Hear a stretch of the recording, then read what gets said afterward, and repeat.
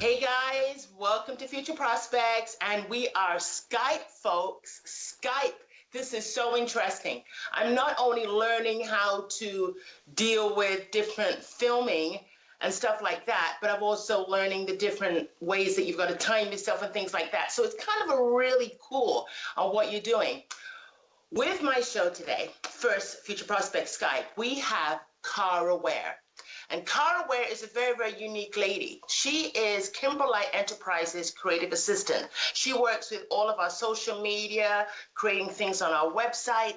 But how we met was so unique through our conversation through this COVID-19. So I invited Cara Ware to be part of our first show, Future Prospects Skype. And so I'm welcoming her and having her share her insights of what she's gone through, what she's dealing with. And she's got some really, really great insight on what we can look at. So, Cara, welcome, honey. Welcome. Thank you. You're welcome, honey. So, I know all about you, Pumpkin. Still learning more great things about you, but welcome to Future Prospects first, our first Skype show. Thank you. You're welcome. And also now, I want you to introduce yourself to the viewers, hon. So, go for it. Okay, so my name's Cara Ware, and as I'm sure you gleaned from my accent, I'm not Canadian. I wasn't born here. I moved here 5 years ago now from the UK. I moved here by myself. All of my family are back in Europe. And at the time, it was to pursue a corporate career. And it was actually, when I was in it, I was, for my age, really quite successful for the point that I got to. I worked in medical devices, and I had a team towards the end of people reporting to me. And I found that after a while, the burden of just taking on more responsibility, I could do it, but I didn't thrive on it. And I had always leaned in my personal life towards being creative. My father is a very creative person, and I'd always just done it as a hobby. And I never thought that I could pursue that as a career just because I hadn't been to university. I'd never worked as an apprentice or an assistant in any sort of creative field.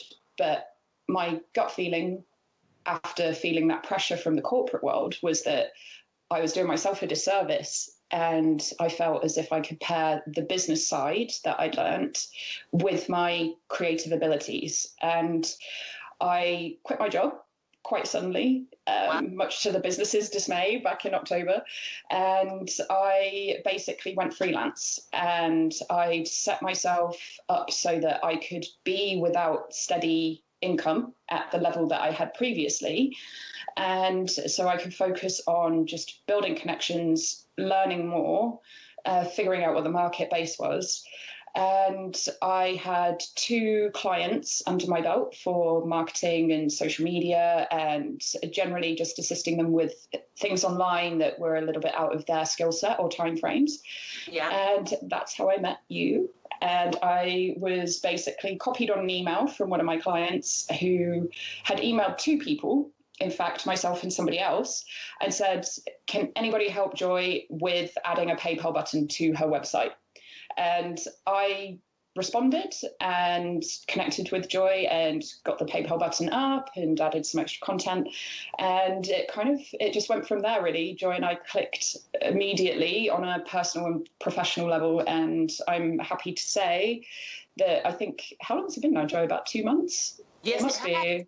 It doesn't seem that long. Yeah. I know. I've lost all sense of time. I wasn't even sure what day it was today. Right. So I've had to set alarms on my phone just to remind me what I'm meant to be doing on this day, because the weekends don't exist for me anymore. No. There's no such thing as not working on a Saturday or not sleeping in on a Monday. And so it's, I guess, 2 months. We were meant to meet, and we spoke about this the other day, and I'm looking up because I have a calendar up here. I actually had on March 14th, 11 a.m., meet Joy for coffee and lunch, meet her in person. Yes. And I think what had happened on the Wednesday or Thursday before that, I'd called you and I said, I have a slight stuffy nose, I'm sniffling. And a sore throat. And a sore throat. And I normally I would just assume it's my allergies kicking in, because at the time it had been quite sunny and things were starting to shoot up in the ground and on the trees. Right. But considering that we were a couple of days away from the Canadian government closing everything down, Right. I just thought, in case it isn't my allergies, I can't go outside right now. Right. And so we've never actually met in person, which is the insane thing, because the timing of when we met happened to be when everything else started to fall apart and change dramatically, and attitudes and behaviors were changing just frantically around us. So it just wasn't appropriate. Right. But eventually, when this is over, I have been invited to have dinner cooked by Joy so we can celebrate on the patio, maybe 2 meters apart, but either way we will meet in person at some point. We will, hon. And the reason why, hon, that I have you on is because not only you are a creative assistant, you wear many hats, Cara, many hats. Through the time that we were supposed to meet for our lunch to talk about what we're going to do with Kimberlite moving forward, I realized that you had a passion for people. You posted something on Facebook about when you went shopping. So at the time, everybody was hoarding toilet paper. Remember then? Yes. Yes, I don't know what it is with toilet paper, honey, but people were going a little bit crazy. And then you posted something on Facebook. So again, I don't want to go over the time, but we still have some time left, but in our first segment. But I want you to share your first experience when we had to lock down, when we had to all of a sudden isolate. It was like we had to go into a cave. So just share your first experience, and then I'll keep you in time there. Yeah, so the video that I made, it was actually the first one where I recorded myself and my voice, and it was literally just me sat in my car at 7 a.m. in the morning in a parking lot of a major grocery store here in Orangeville. Right. And I'm an early bird anyway, and I've always done my shopping early because I'm awake at 5 a.m. and that's what I do. But when I went round this supermarket, grocery store, I'm not sure if Canadians call it a supermarket. Supermarket, yeah. Oh, okay. Yeah. Some people kind of look at me. But basically, yeah, sorry. As I was walking around, there was just this very somber atmosphere. And I was chatting to the staff, and they were frantically trying to stock the shelves, and they were doing such a wonderful job. Right. And I was asking them how they were doing and saying, are people being polite to you? Are your managers looking after you? Do you need anything? And they were lovely, and they said for the most part, people have been really good.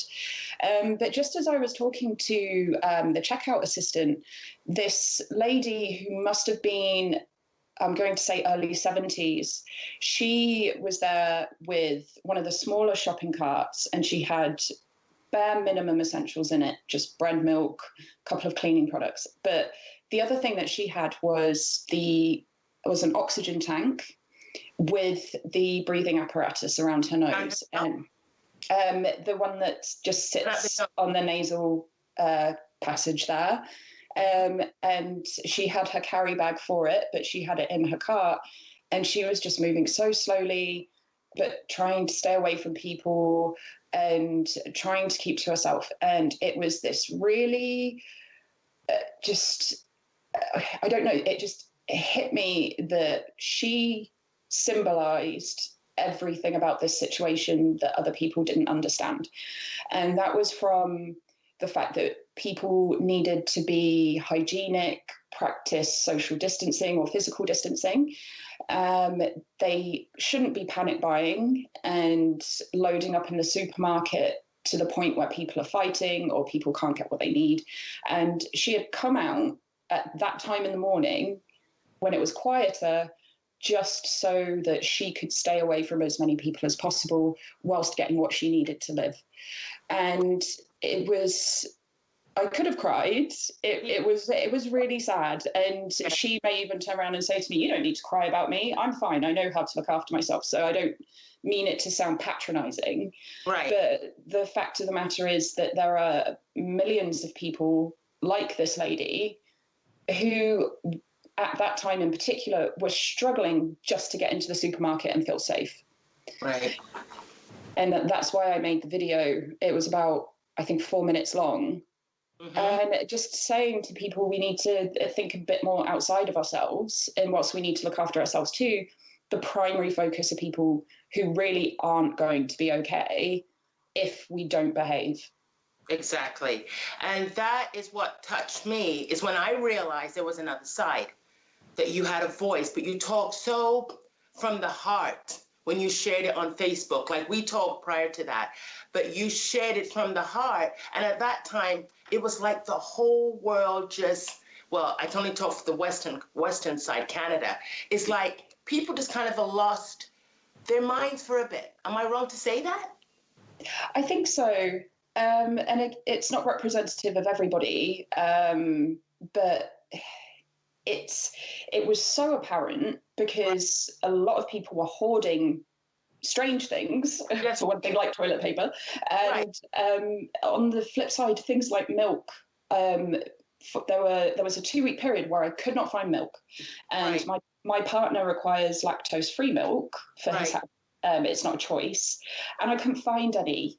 And normally there's plenty, nobody wants to drink it, but people were just buying up so much of these essential goods that it meant that people who just wanted 1 carton of milk or 1 packet of toilet paper couldn't find them. And so then it's a trickle-down effect where you have maybe 20% of people buying up 80% of the products. That's right. And then everyone else, as soon as they find it, we all turn into kind of animals, really, and we just think, quick, just put it in the house and don't tell anyone. like the squirrels in my back garden. And it was insane. Like, hon, and I don't want to lose a minute because we have to go soon. Let's go to our break. Is that they weren't thinking, because right then it was about, what about me? What about me? It was like, what do I need to do? And that's why through the next segment, because we got 3 segments of this great interview with you, Cara, is we're going to embrace more of the pandemic and how people are going to, what you've seen, what it's done for yourself as well as myself, the self-reflection. Guys, we'll be right back. Future Prospect Skype with Cara Ware. Stay tuned.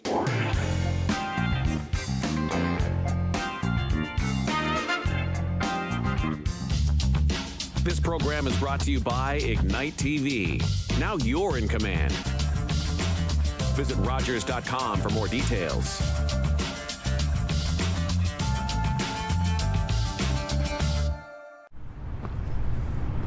I did it. I need it. The hero gave it. And I am alive. As an organ donor, you can save up to 8 lives and enhance the lives of 75 others. Please go to our website. Pledge a gift of life. You'll be glad you did.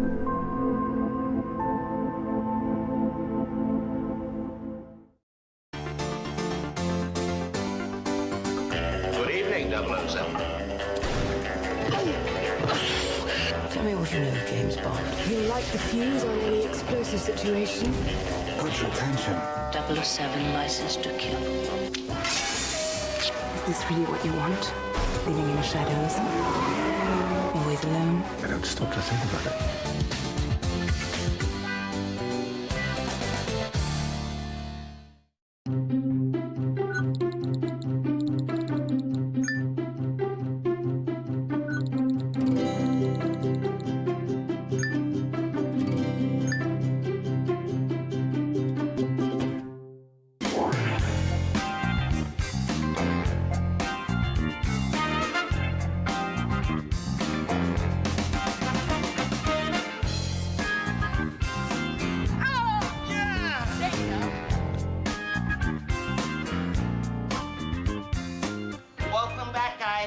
Prospects Skype. I gotta put Skype in there because we're Skype with Cara Ware. Hey, Cara.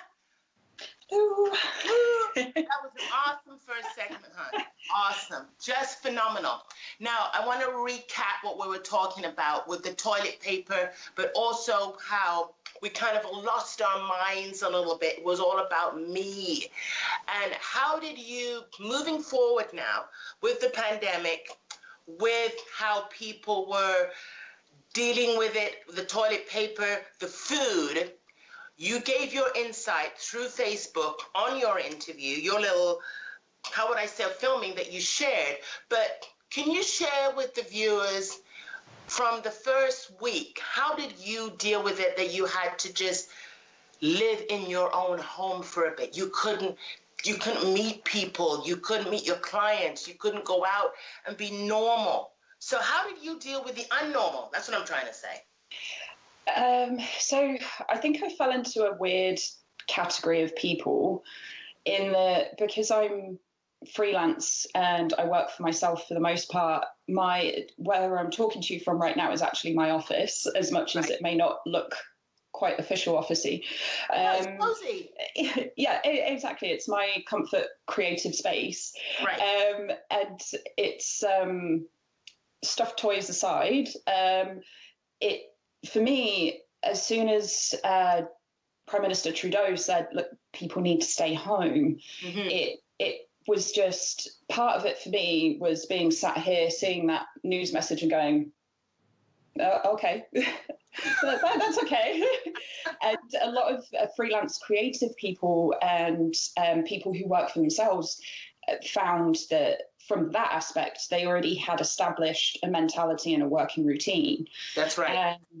And exactly, it didn't really cause much disruption from that aspect. And for me, there were several moving parts that also made it more comfortable for me on a kind of personal and social interaction level. That my father, about 24 years ago now, he had a massive stroke when I was 7 years old, and he developed pneumonia. Right. Right? He still lives in England. He does. And England, the UK, their situation is just, it's really quite dire for various factors. They're twice the population of Canada, and over the years, the current government has taken away bit by bit from their National Health Service, which has a similar structure to Canada, where a majority of the healthcare is free and you top anything else up with insurance. And so his situation, my stresses and pressures actually came from not being near my family and not being able to help. And my sister and I think in February, we had a discussion, because she lives in Paris, France. So we're actually all dispersed in different countries at the moment. And I said to Kelsey, should we be thinking about going back to help my dad in case he needs our help, so we can do shopping? But we both just agreed we were far more likely to pick it up at a major airport like Toronto, Paris, or London, and then actually pass it to him, as he lives in the countryside in a very small town where there aren't really any cases. Right. So my pressure and stresses, it came from that aspect, that I felt helpless when my family would need my help the most. But again, from my dad's perspective, they expected him to die when he had his stroke. And the nurses at the time shockingly actually said, wow, we really didn't expect you to recover. We literally thought you were dead. And I'm not even really paraphrasing there. That's actually the way that was delivered to him. And he'd made a decision to survive. And he was alone for 22 hours a day. And so he was in his own head, unable to move, unable to speak. And so all he had was himself. Wow. And so from a very young age, he would talk to me and my sister about the power of the mind when it comes to overcoming hardships and understanding, but also protecting yourself and just making sure you have the right mental tools to cope with these stresses. And that also meant that even when I was 10 years old and it was Christmas, if I would sneeze and start to get a cold, my dad would say, I'm really sorry, you cannot come and visit me this Christmas. We will do Christmas another time when you're healthy, but I can't risk getting sick because it will take me a month to get over it, or it will put me in the hospital. And so I've lived the last 24 years basically understanding that when somebody that I love and cannot live without is at risk if I have a normal seasonal cough. And so again, when people are saying you need to protect the vulnerable, I'm like, done. That's fine. I'm good with that. And that's where that mental strength and comfort comes from me, is that I know that it's not guaranteed that if I became ill with COVID-19, there's no promise that I would be okay. However, there is a good chance that I will be. And for that reason, I couldn't live with myself for the rest of my life if I felt that I had hurt somebody or somebody's family by being reckless and kind of stretching the rules that we've been given to suit my personal needs. Right. And so those things were things that I knew I needed to do. And part of the thing that I'd learned was that during this time, I just expected everyone else to get it. And that was my mistake. People haven't experienced things like you and I may have. And there may be somebody over the road from me who's also experienced trauma, but may still be misinterpreting the message because they feel like it's different. Right. And so across the pond in Europe and the UK, my stress was coming out of there, but my family assured me they're all okay mentally and they're doing what they need to do. And then from here, my stresses came from trying to navigate people that I know, whether very close to me or acquaintances, who didn't get it, who then, even if I don't know the people that they may hurt, it was stressing me out thinking, you could hurt somebody in our community and you may never know. Right. I want you to just recap and go back again. When you said about your father who had always had the mental strength, what kind of a mental, how would I say, thoughts or did he put into practice that you learned from this? What did he do to get through his own health that he's applied now? It's really hard to say because there was no one sentence or moment that or thought he taught. Yeah, and it changed his personality. Right. Not entirely. He was still my dad. Right. But his perspective changed, and he's a filmmaker and photographer himself, and so he would always spot things that other people wouldn't. So it would be a camera angle in a movie, or it would be outside and the trees would be lit up in a certain way during a sunset, and he would just point these things out anyway.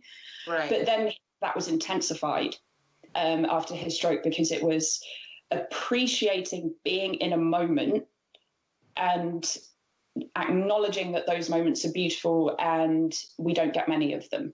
That's right. And there's also something that you and I talked about, is because your father and many people who have struggled and gone through issues, this wasn't hard to readjust their thinking.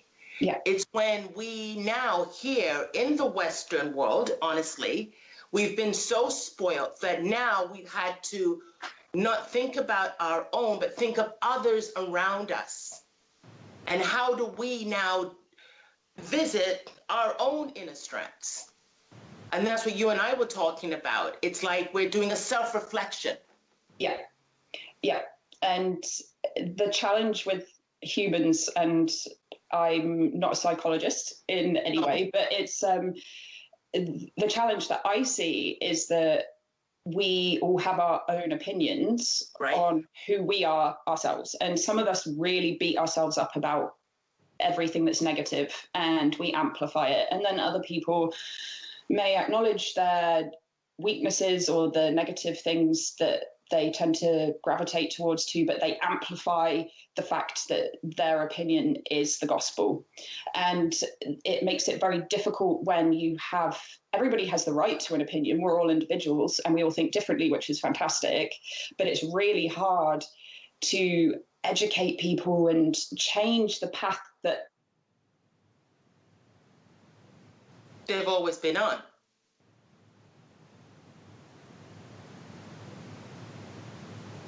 You there? Did it freeze? Yeah, I'm here. I don't know if that was me or I could still hear you. No, that's okay. I just went, okay, back live. Yeah, I know. It's like when you pause a movie and you've got some just perfect Hollywood actor just on screen and they're just pulling this like...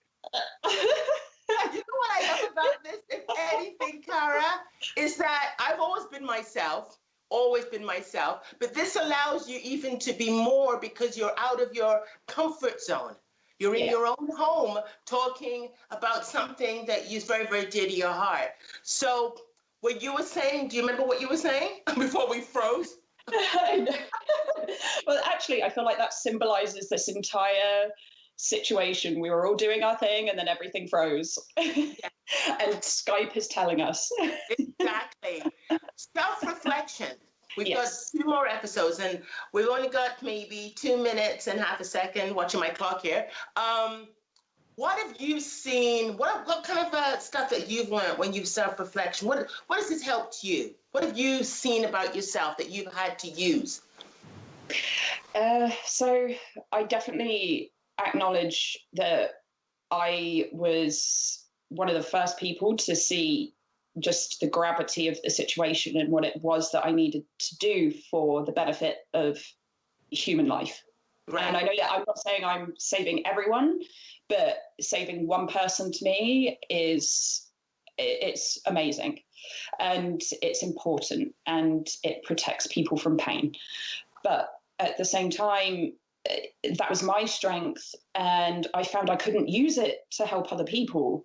I was trying to help, but it was only benefiting me and my comfort. And so another strength that I found I needed to pull on was patience to a degree, and then figuring out ways in adapting my communication. So maybe people who are not paying attention fully or not fully understanding or deliberately hiding from it so they remain ignorant, I'd need to find a different way to get it to sink in. And it's changing how I speak, changing the information that I'm showing them, or trying to make it more relevant to them, or trying to figure out the things that mean the most to them, because nobody in their right mind is going to say, I'm going to go out and just buy a pizza today because I want one, nothing else. And then I'm going to go see my grandmother and hug her because I don't really care if my grandma gets sick.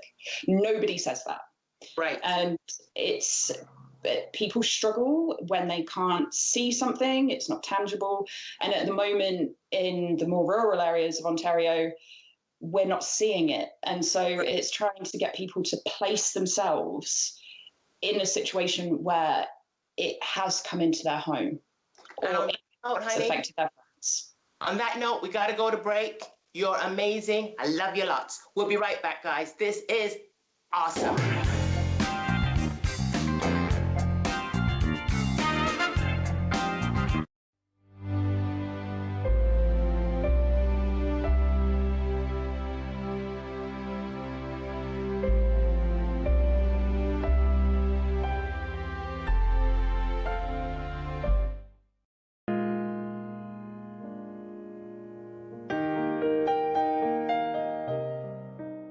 When I felt hopeless, United Way had my back. In the summer of 2015, I lived only to feed my addictions. I had lost my friends, family, and business, and was homeless and broke. I attempted suicide again. In the hospital, I faced more rehab and counseling, but had no hope. A referral to a walk-in counseling clinic funded by the United Way made all the difference. In the sessions that followed, I discovered that childhood sexual assault was at the core of my struggles. I still have work to do, but I'm feeling happy and hopeful. I can't ever remember feeling like that. My name's Jeff, and donations to United Way Simcoe Muskoka helped change my life. Thank you.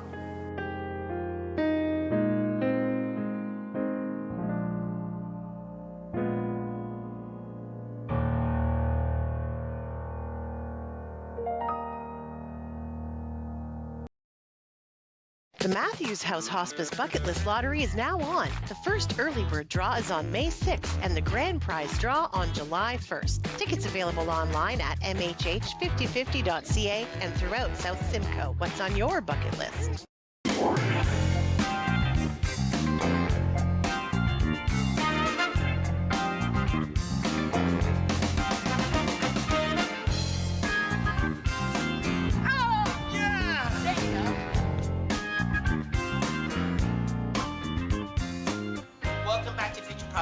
Rise with Cara Ware. Cara, that was phenomenal. I love the freeze moment there for a minute.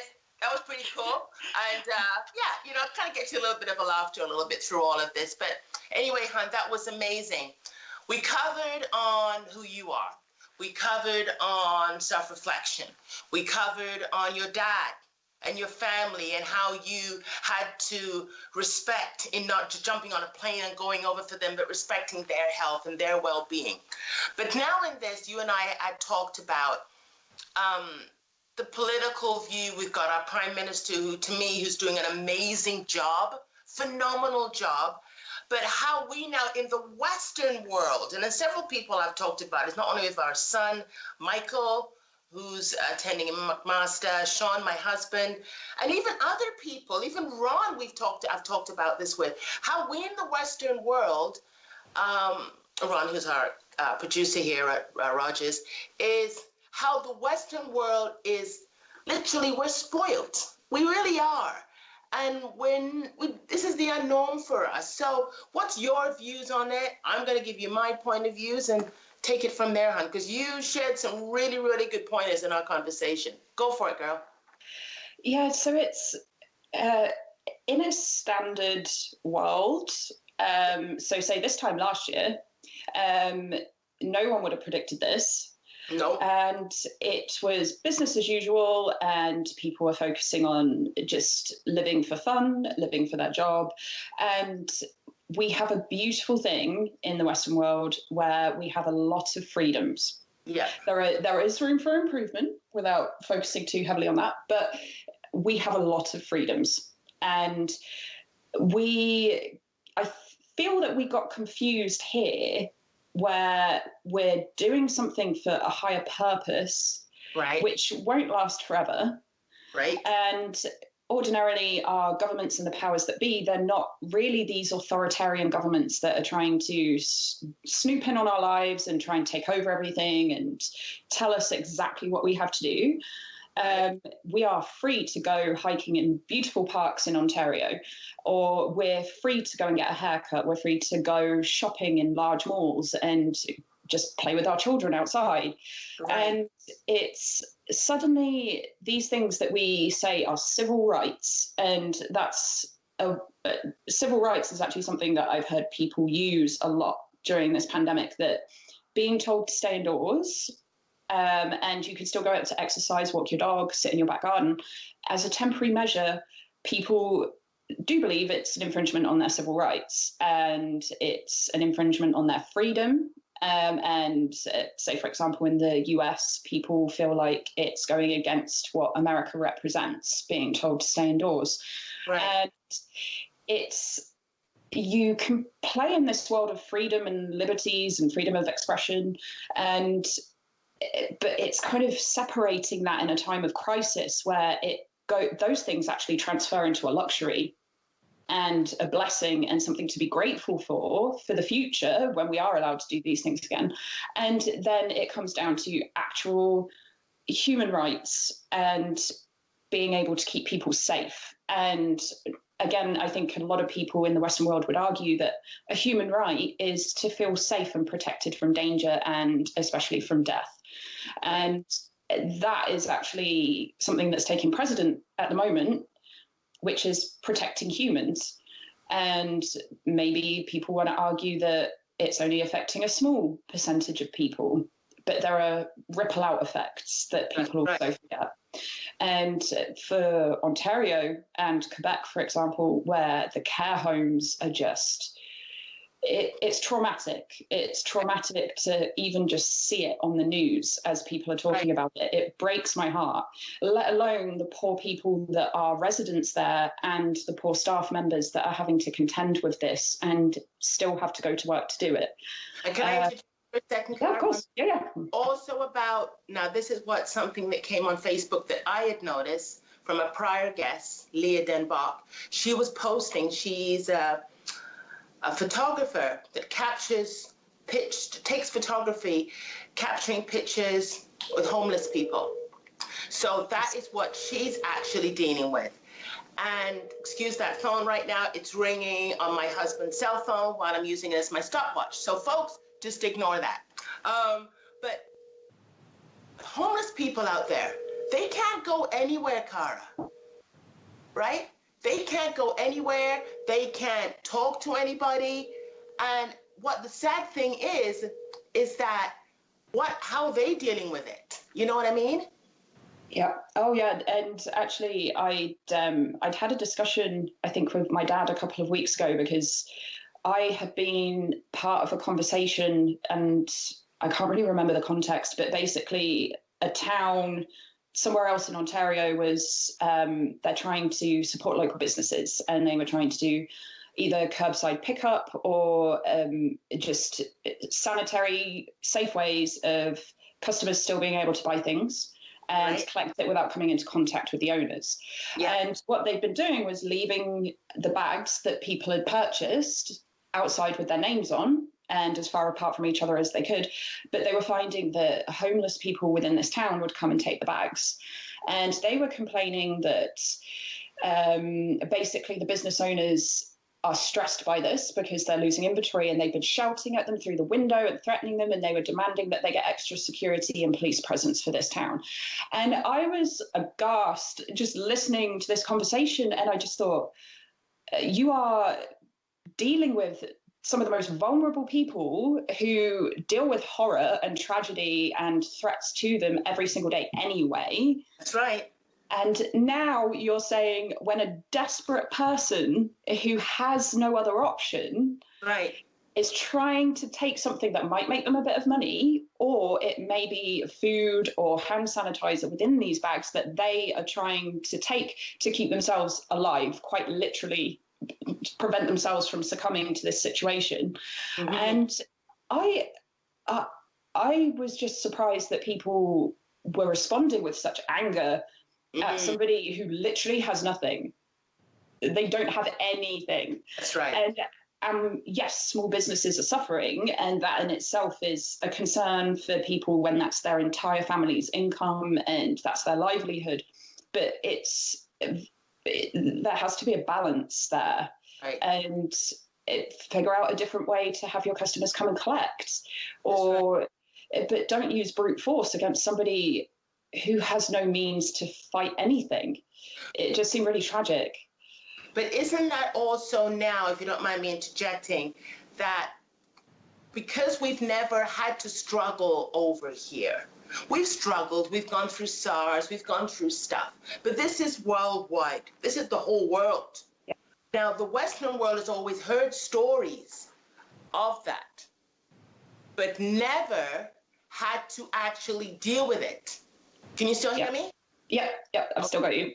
All right. I'm nodding. I don't know if you can see. I'm trying to... No, I can, but I just had to make sure my little red thing came up there on the Skype thing, so I had to go over and reach for it. But we've always had things on the norm. Now we're on the unnormal side. So now we have to deal with share, and we have to deal with empathy. We can talk about it at our coffee tables in Starbucks, but now we have to put it into action. So that is unnormal for the Western world to do. Not all of us, but the majority of us. So putting it on a personal side, how is it that you have done your own self-look, like what you've had done? What have you learned from this that you've put in place? Part of it is just, I had a value anyway that I just didn't want to be supporting businesses that didn't align with my personal values. And that is quite a millennial thing to say. And I'm aware of that, and I'm a millennial, so I guess I fit that stereotype. But it was just, I just see it as there's so much more to life than just money grabbing. Yes. Or taking things away from people because you perceive them as lesser.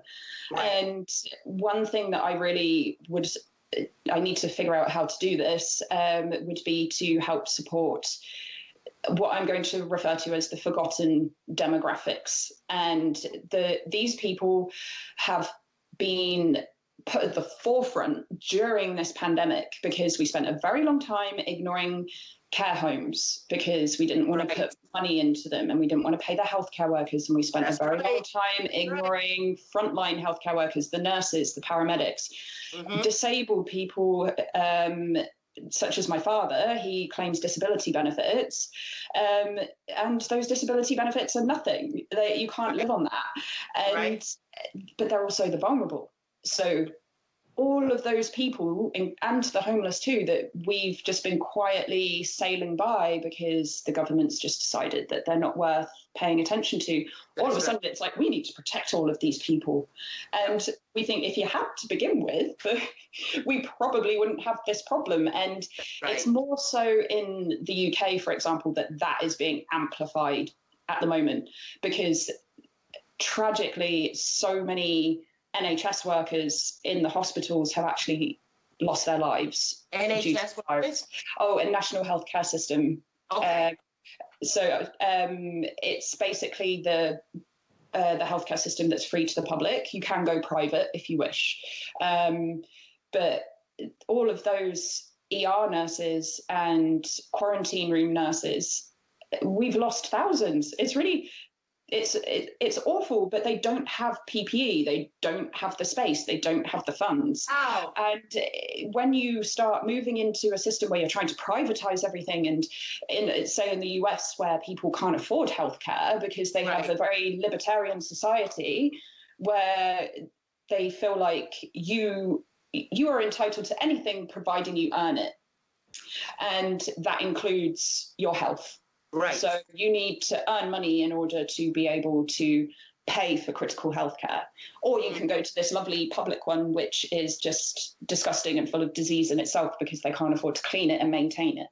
And those are the things that are it's just pouring out of the woodwork at the moment. And people they're either stepping up and saying, we are so sorry that we thought what we were doing was right. It's clear that we've made a mistake and we're going to try and fix it right now. Or you have other people who just they're kind of looking at it and going, it's not that bad. That's right. We don't know what you're talking about. But I think it drives me insane. Need to have. Yes, I think I know through what we're dealing with now, and it's not something that's going to happen overnight. We're going to have to live in a whole different world, which I want to actually showcase and share with our viewers. You're doing a great job, hon. I really, really wish this was a longer show, but we are doing a great job. Guys, we'll be right back with Cara Ware. Phenomenal. Stay tuned, guys. Right back.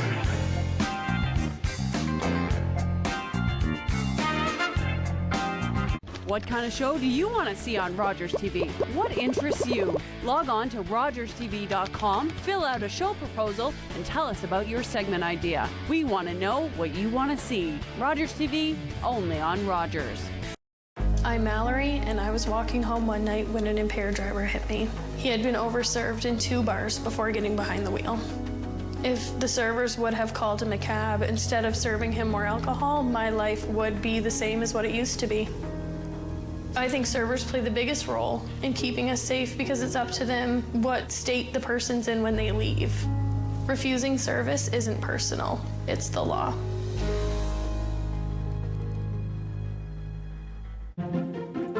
Do you have something to share? Let everyone know about your next meeting, your need for volunteers, or your fundraising event on the Rogers TV Community Billboard. Send us your words and we'll bring them to life on Rogers TV and rogerstv.com. When it's time to spread the word, go to rogerstv.com to add your announcement to the Community Billboard. After involving Nuha in this program, she feels very confident. Here you have a lot of opportunity.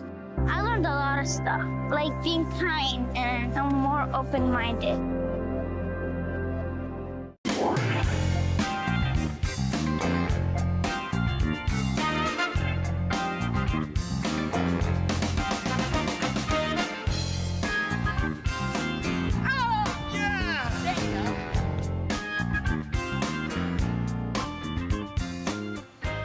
Welcome back to Future Prospects, guys. Cara Ware, creative assistant, oh my God, speaker, author. She is going to be doing great stuff with her lives. But on a how would I say this? I'm just trying to find the words because we've covered so much. Like through this pandemic, COVID-19, it's literally, there's so many conversations you can have with it. You know what I'm saying, Cara? There's so many different areas you can go. So I don't want to take away from this last segment. I want you to talk about and share with the viewers, what is it that you feel that we could learn from this? What is it that we are learning? What is it that you have learned, which, you know, that's made you even a stronger person in life? Because this is challenging a lot of different areas for us, as well as myself. You know, we're alone in our home. We can't go anywhere. We've got to develop new strengths. Go for it, my love. And then I can interject anytime. Okay, so I'll start from what I feel I've learned. And yes. I actually, during this time, we're still under a state of emergency in Ontario, and the cases are still going up. So how I feel right now, I may have built on that or completely changed my mind in a month. So please check back with me on what I've learned. But as of today, it's clarity in the way that my perception of relationships and just how I can't control what other people do. And I feel as though that we all literally have the freedom to do exactly what we want. Legal, right. Illegal, offensive, not offensive. We have the freedom because I can physically do anything that I want. But what we can't control is what people then react to us with. Right. And that applies to myself. So yeah. I can feel like I'm saying the correct thing. I can feel like I'm doing it from a place of love. But I cannot control the response that I get, which is why, and referring back to what I was saying previously, just about trying to readjust how I'm communicating and talking to people if the situation requires it. But at the same time, for the people who are doing things that they shouldn't be right now, whether it's questionable or in a grey area as to whether or not it's allowed, or if it's just downright irresponsible and breaking every regulation that we have, they physically can do that, but they can't control people's responses and reactions and opinions, and they can't have a say over whether or not that law enforcement will come in and stop them from doing it. And that's one of the key things that I just need to carry with me and remember, is that everybody has autonomy, and I will always do my best to educate and speak up, especially when I feel so strongly about it. And that's a major thing that I've experienced firsthand over the last 5 weeks. I feel like I'm going to learn more because everybody's behaviour seems to be changing every week. We went from this stage of frantic panic. Holding toilet paper. Just squirreling it away and not using it, and they will never have to buy it again. And they're going to be selling that on eBay. But that being said, either that or Halloween costume, maybe, just as a mummy, like in October. Yeah. That's just some creative ideas there for the people who have a lot of paper. But that seems to have subsided quite, that sense of panic, because people just, it's like the fight or flight. You can't stay in that high adrenaline stage forever because your body isn't designed to do that. And so now we went, oh, okay, so what else can we do? Let's go over here and watch a lot of Netflix, and then that gets boring. So let's go over here and maybe we'll decide to go to the park because everything seems kind of quiet and I think I can get away with it. And so people we push boundaries. That's what we do. We dip a toe in, test the water and come back. So I think what we're going to learn over the next few weeks is how far can we take that sense of needing to do things that we normally do and reverting back to old habits, and how much is that going to damage us? Or is it going to turn into a situation where people are going to turn to people like me and say, you overreacted, you were too preachy, and look at it, nothing happened. Do you know anybody who was hurt? No, you don't. But I can live with that. And that's something else that I learned. I can live with it comfortably because I feel no shame in the intensity to which people felt I took to this. Right. And then as a whole, just as human beings, I think when we look at ourselves in the West, businesses that we perceived as a necessity to our lives and things that we like doing, so clothes shopping is a first example, these things are definitely a luxury. And in a society, we run in a capitalist society, and so buying things and consuming is often associated with status and gratification. Yeah, exactly. We think it makes us feel good. And yes, a new outfit may make you feel good and more confident, but it's the abundance. And all of a sudden, these stores were labeled as non-essential. And it was very symbolic as to what is required for us to function safely. That's right. And what isn't. And I don't know that we will fully move away from that, but I know just from a marketing perspective right now, there is a very fine line that businesses need to understand with, yes, of course, you still need to advertise if you're trying to save your business, but you need to change your message. You can't just shove a pair of shoes in people's faces and say you need to buy these shoes because it's the only pair of shoes you'll ever need, because people lost their jobs. And people don't care about having a 20th pair of shoes at the moment because it doesn't matter. That's right. So we are walking a very fine line with everything. And if it does revert back, I think it will take time. Mm-hmm. And that's because most people are actually doing the right thing, which is wonderful. Yes. And these people will be the ones who are scared. What are they doing? Just staying inside and right. being afraid to go near people, and right. they're the ones who are wearing gloves and masks in the supermarkets and just being hyper vigilant. And that's because it is scary. And the reality is we don't really know very much about this virus and this pandemic. We don't know how long it lasts on surfaces.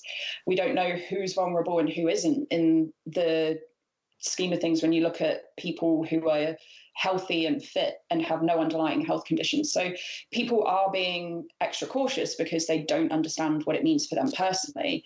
And say in the US, certain states are reopening their economy to protect small businesses. Yeah, exactly. And so that's this Friday, I believe, and we'll see how that goes. But I think it's it might be one of the more southern states. I can't remember which one.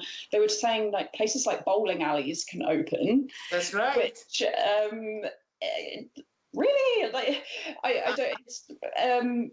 But nobody's going to go. No. So the businesses can open and say, I need to be open for it to save my livelihood. But the reality is that most people in America are scared to go out and start socializing, and especially touching things that other people have touched without it being clean. Right.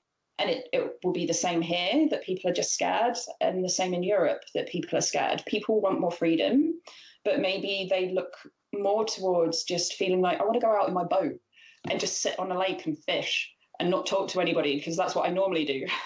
Isn't it like changing your mind, changing your mindset? That's the hardest, because you've always thought one way. And it's changing the way we have to live until we find the vaccine. And it's not looking at me, it's looking at we. Like I've always said, we live in a community, but we live in a world, Cara. Because if we don't work together on this, this can go longer. There's even conversation of it coming back in the fall. So it's being unselfish and working together. It's teaching us that we have to listen, you know? Yeah, 100%. And that goes for, like you said, it's literally we. And by we, it's our leaders in our countries acknowledging that it doesn't work if another country that we heavily rely on isn't on the same page. Our allies. Exactly. And even people who aren't our allies, most of the time is it just a case of saying, okay, so I disagree with everything else that you do, but please, can we just work together on this, because you also don't want this for your citizens. Exactly. And a lot of countries seem to kind of be getting there. So there was kind of a peace agreement across, I think, maybe 8 countries. I think the UK was one of them. I think Canada may have been one of them. Canada are they've stepped back a bit anyway with wars, which is wonderful, and why Canadians have this beautiful reputation for being kind. And but then you have people who really push back, who just want to almost dictate the entire planet. And let's not go there. No. If you want me to talk for an hour, then we can talk about that. That's right. And I might need wine to do that too, because it's really quite stressful. Exactly. It would be a different show then, but maybe another time. But you are 100% correct that it is a united front when it comes to tackling a crisis that threatens so many people, and not either directly or indirectly, because for every one person who passes away, sadly, they have an entire circle of people that are now feeling that. And that comes with its own issues, such as mental health, it's grief. It can tear apart families and relationships. And I think the other thing that people are going to learn is that whilst we all need to be on the same page, is that it's also shown a lot of people what kind of relationships they have existing in their circles. That's right. You know something? I'm going to get you back. You're going to come back on Future Prospects Skype, because you've got a lot more. But I don't want to lose this question that we're coming up, wrapping up at the show. So I'm looking at my minutes here now. So what words of wisdom do you have to give to youth who are a strong voice right now, and to people? And then I'll have to close you out and we'll come back again. Go for it, real fast. So people in general, it's just acknowledging that this is not forever. And at some point, this will be in a history book or online, depending how people are learning. And we will be called in to schools, much like war veterans are, to talk about the most well-known wars throughout history and recount their story. And these children aren't going to know anything about it. It's going to be almost just a movie to them. And they're going to ask you questions. They're going to ask us all questions. That's right. Think about how you're going to answer them. And then for the youth, you do have opportunity, and you can do great things during this time to show how beautiful you are. On that note, you're coming back. I love you, hon. Thank you, Cara Ware. Guys, thank you so much. You're welcome. Love you. Bye.